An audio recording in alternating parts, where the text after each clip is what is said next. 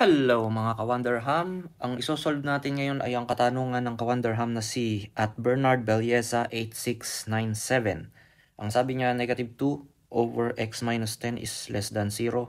How to solve this? So negative 2 over x minus 10 is less than 0. Paano ba natin to isosolve? So meron tayong fraction dito sa kaliwa, less than 0 siya. Tapos nasa denominator yung x, yung isosolve natin. So sa fraction, ang una nating iisipin kapag nasa denominator yung variable, ano ba yung mga pwede at hindi pwede maging value ng denominator. So kapag fraction, bawal maging 0 ang denominator.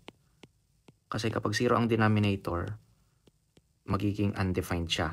Hindi ka pwedeng mag-fraction or mag-divide ng isang number sa 0. Walang magiging sagot dyan, undefined. So itong denominator natin na x minus 10, hindi siya pwedeng maging 0. So kung hindi pwede maging 0 tong x minus 10 kasi magiging undefined yung fraction natin, ang x hindi siya pwedeng maging 10. Kasi pag pinalitan mo ng 10 yung x, 10 minus 10 equals 0. So magiging negative 2 over 0, magiging undefined. So yan yung una nating sagot. Yung 10 ay hindi siya kasama sa solution set. So ngayon, ano pa ang pwede at hindi pwede maging value ng denominator? So, ang inequality natin ay less than 0. Ano bang ibig sabihin ng less than 0? Halimbawa, negative 2, less than 0 siya. Negative 1, less than 0. Positive 1, greater than 0 siya. So, kapag less than 0, ibig sabihin mga negative numbers. Kapag positive number, greater than 0 na siya. So, itong fraction natin, dapat ang magiging value na ay negative. So, yun yung ating clue. Paano natin gagawing negative ang fraction? So kung negative 2 ang ating numerator, ang denominator natin dapat ay positive para maging negative ang ating sagot, para maging less than 0 ang sagot. Kasi for example, negative 2 over positive 2. Negative 2 divided by positive 2, so negative pa rin ang sagot, negative 1. So less than 0 siya, negative. Negative 2 divided by positive 1, negative 2 divided by positive 1, negative 2 pa rin siya. So, kailangan positive ang denominator kasi pag ginawa natin naman na negative ang denominator natin, halimbawa, negative 2 over negative 2, so makakancel yung negative, magiging positive 1 ang sagot. So, hindi na siya less than 0, greater than 0 na siya. So, nalaman natin kailangan positive ang ating denominator, tong x minus 10, dapat positive siya. So, gagawa natin siya ng inequality. X minus 10, kailangan siyang positive. So, kailangan siyang greater than 0. So, ngayon, solve natin for x. So, pwede natin gawin yung addition property of equality.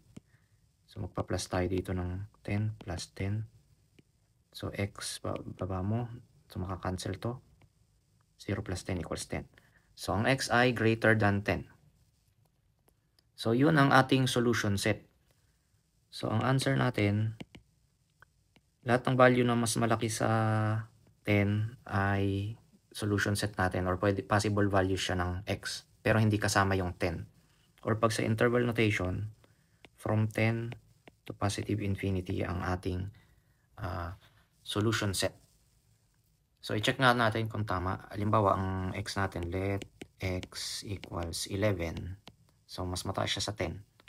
So pag sinubstitute mo siya, so yung x gagawin mong 11. 11 minus 10. So negative 2 over 11 minus 10 equals 1. Negative 2 over 1 equals negative 2 pa rin. So less than 0 pa rin siya kasi negative siya. So tama ang ating sagot. E paano naman kung check natin? Baka naman tama rin kahit less than 10. So halimbawa check natin na let x ay 5. So negative 2 over yung x, papalitan natin ng 5. 5 minus 10. So, negative 2. 5 minus 10 equals negative 5. So, negative 2 over negative 5. Negative over negative, makakancel siya, magiging positive. So, magiging positive 2/5. So, hindi na siya less than 0 kasi positive siya. So, na-prove natin na ang mga sagot natin, ang mga possible values ng x ay dapat na mas malaki sa 10. So yan po ang ating video for today. Kung may natutunan po kayo, please like, share sa inyong mga classmate, best friend, tropa at crush. At pasubscribe nyo na rin sila sa ating YouTube channel. Bye-bye!